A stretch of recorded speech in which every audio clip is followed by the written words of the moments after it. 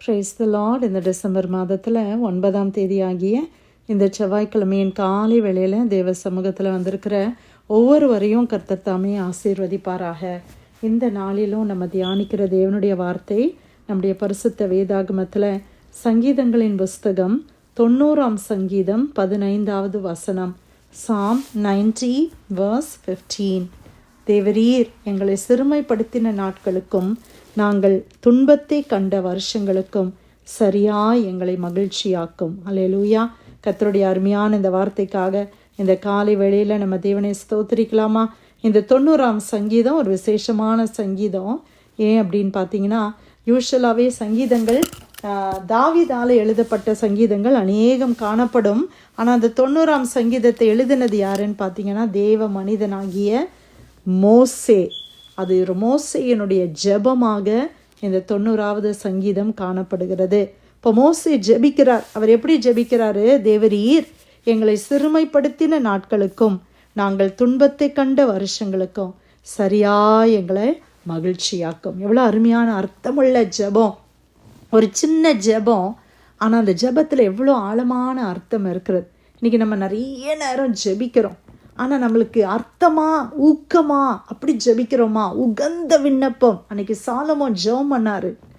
ஆண்டவர் சொல்கிறாரு உகந்த விண்ணப்பமாக இருந்துச்சு.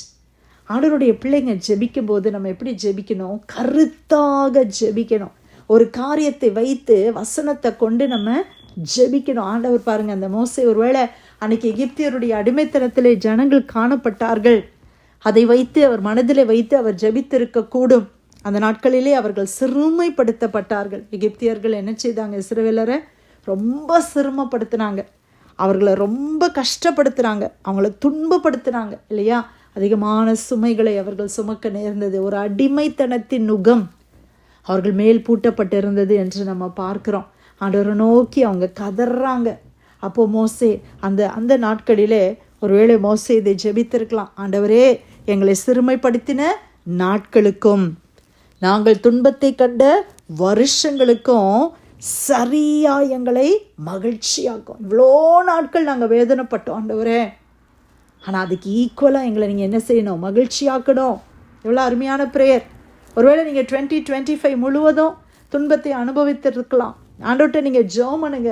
இல்லை 2025 முழுவதும் வியாதியோடு கஷ்டப்பட்டு கொண்டு இருக்கலாம், இல்லை பண பிரச்சனையோடு கஷ்டப்பட்டு கொண்டு இருக்கலாம். நம்ம ஜெபம் பண்ணுவோம், ஆண்டவரே இந்த வருஷம் முழுவதும் நான் துன்பத்தை அனுபவித்தேன்.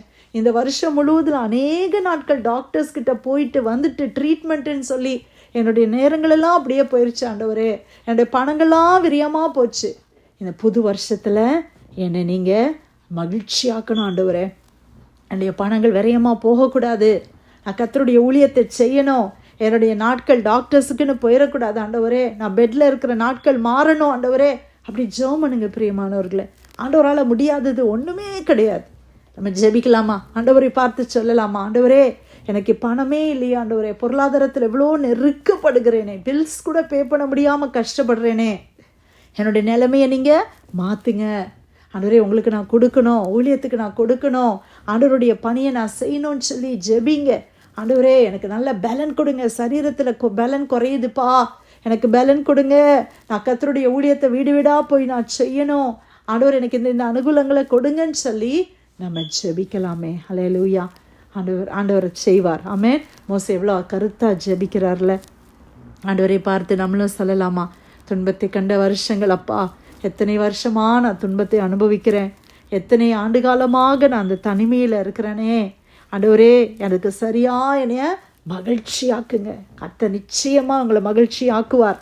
வருகிற நாட்களிலே மகிழ்ச்சியாக நம்ம இருக்கும்படி ஆண்டவர் செய்வார். இதுக்கு முந்தின வசனத்தை கூட நான் வாசிக்கிறேன். அவர் சொல்கிறாரு, நாங்கள் எங்கள் வாழ்நாளெல்லாம் களி கூர்ந்து மகிழும்படி காலையிலே எங்களை உமது கிருபையால் திருப்தியாக்கும். ஆமேன். இவ்வளோ அருமையான வார்த்தை இல்லை?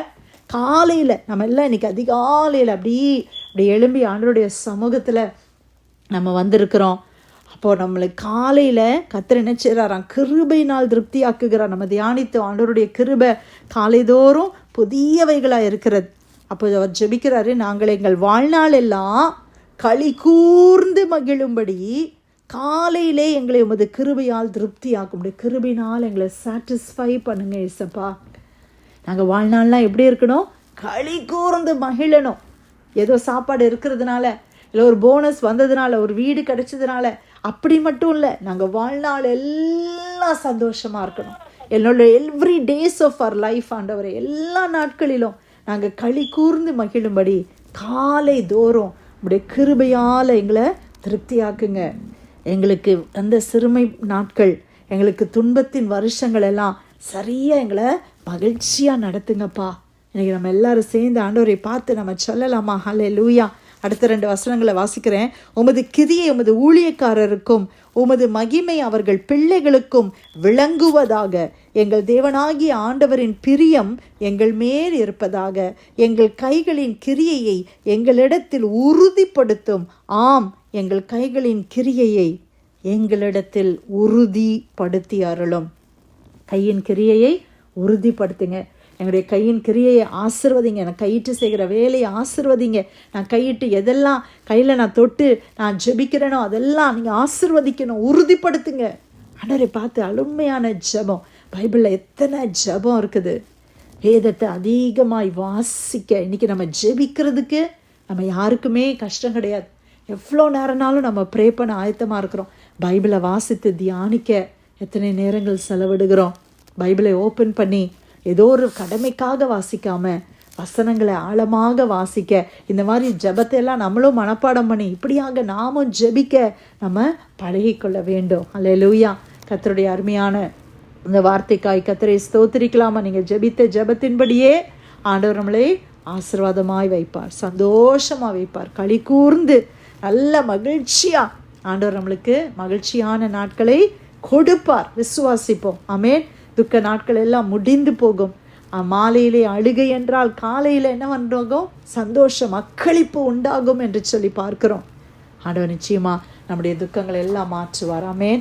சங்கீதம் 90:15. தேவரீர் எங்களை சிறுமைப்படுத்தின நாட்களுக்கும் நாங்கள் துன்பத்தை கண்ட வருஷங்களுக்கும் சரியாய் எங்களை மகிழ்ச்சியாக்கும். கர்த்தர் கொடுத்த வார்த்தைக்காய் தேவனுக்கு நன்றி செலுத்தி பிரேயர் லைனில் வந்திருக்கிற யாராவது நம்ம ஜெபிக்கலாமா?